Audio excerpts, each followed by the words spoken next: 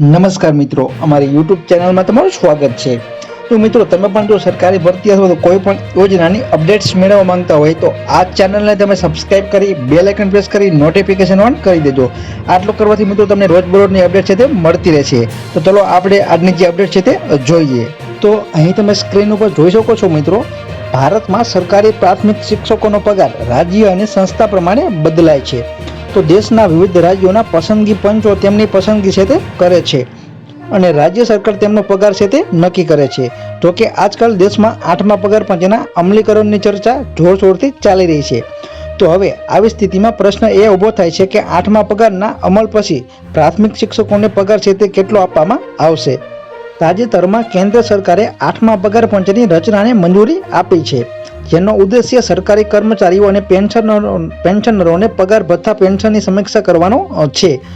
અને નિષ્ણાતોના મતે જો 8મા પગાર પંચમાં ફિટમેન્ટ ફેક્ટર 2.6 થી 2.85 ની વચ્ચે નક્કી કરવામાં આવે તો પગાર અને પેન્શનમાં લગભગ 25 થી 30% વધારો છે તે થઈ શકે છે।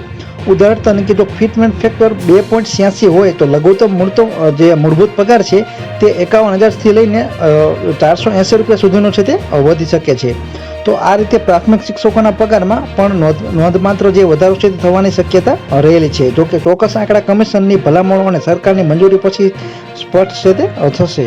તો મિત્રો, હાલમાં સરકારી શિક્ષકોને રાજ્યના વિવિધ ગ્રે પેડ મુજબ જે પગાર છે તે આપવામાં આવે છે।